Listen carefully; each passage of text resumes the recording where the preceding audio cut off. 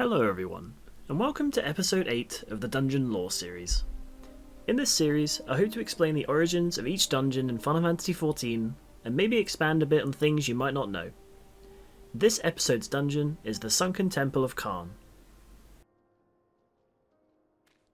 Located in the eastern side of southern Thanalan, this temple was once populated and ruled over by the Beladians of the 6th Astral Era, used as a sacred place to worship the goddess of the sun, Azema.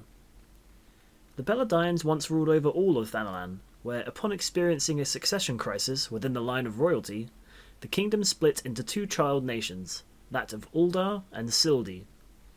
Sildi seemed to fade into nothing and remain lost until the 7th Umbral Calamity revealed long since lost ruins within central and eastern Thanalan, and Uldar of course became the ruling city-state of Thanalan.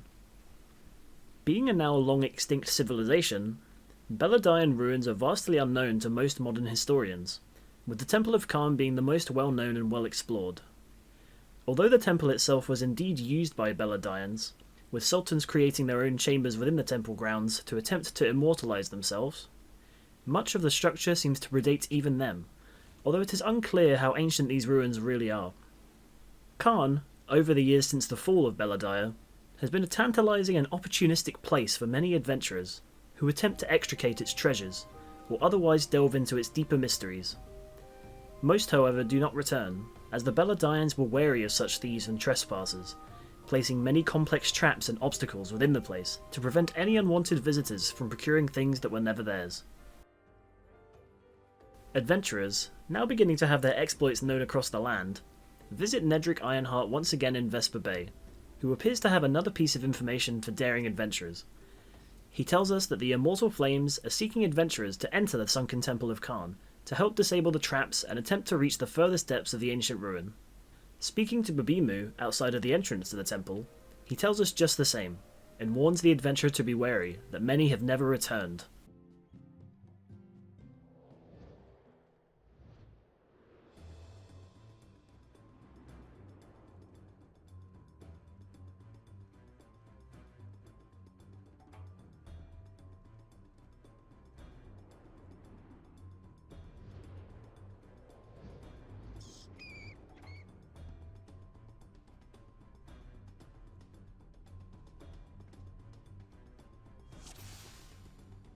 Exiting the tunnel leading from southern Thanalan, the party heads up the first set of stairs, which gives them a clear but brief view of the open area of the temple, showing its large scale and also its decrepit state.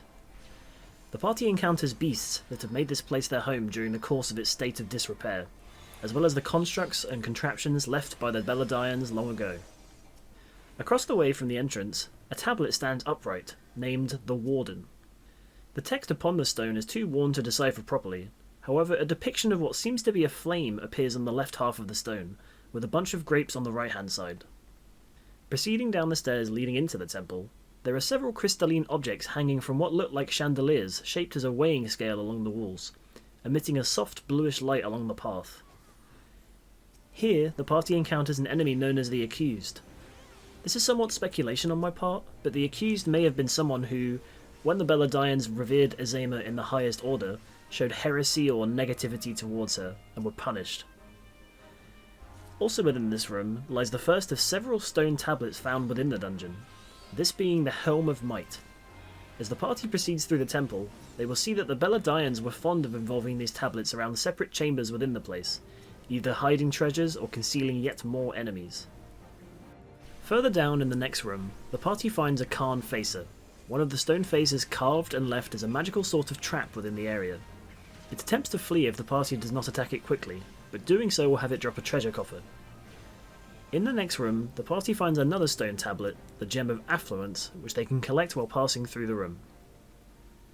Proceeding further through the temple, the party encounters several chambers belonging presumably to the Sultans of Beladia who attempted to make Qarn their eternal home. Within the first room here, the Oratory of Tatamefu II, the party finds a large Teratator, blocking the way and attacking the party on sight.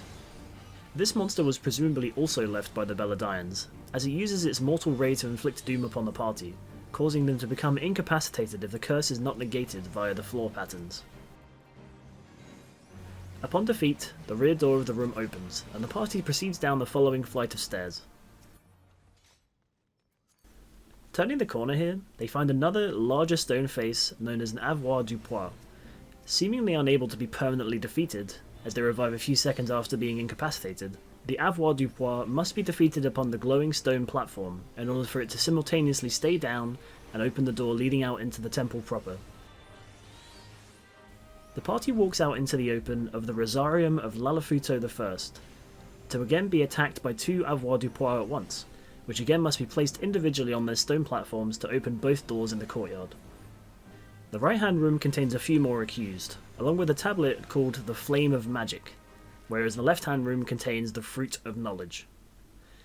The party continues on around the open path on the left-hand side, where they find a few Deathclaws, and, if they did not defeat the Qarn faces from earlier, it will also be here where the party can defeat it for sure. Turning the corner leads the party down into the cave-like section of the temple, fighting more enemies and reaching a room known as the Adytum of Lalafuto IV, containing a temple guardian, a large stone golem which attacks the party. The boss uses several stone-based attacks, causing tremors and knocking the players away. The party must attack the soulstone on the chest of the golem to expose it, which removes the high defense of the golem, allowing them to defeat it.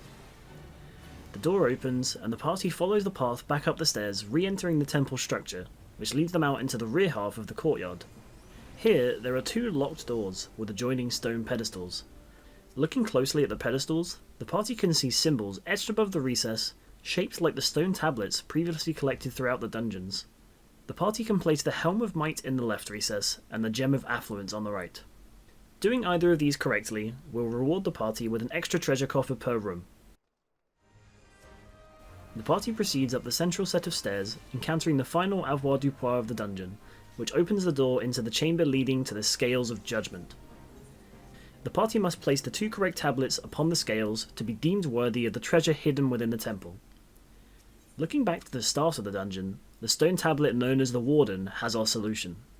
By placing the Flame of Truth on the left scale, and the Fruit of Knowledge on the right, the party unlocks a hidden room on the left-hand side, known as the Path to Retribution, leading to several more treasure coffers. Any other combination of tablets, or leaving the scales blank and attempting to tip them, will cause the party to be attacked by more enemies, attempting to fend off unworthy hunters of treasure.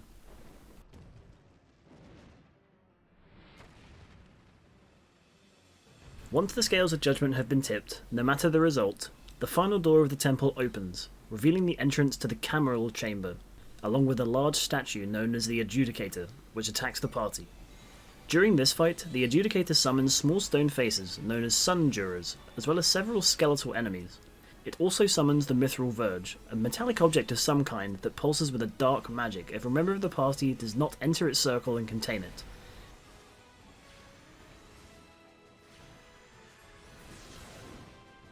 Upon its defeat, the Adjudicator falls and crumbles to the floor.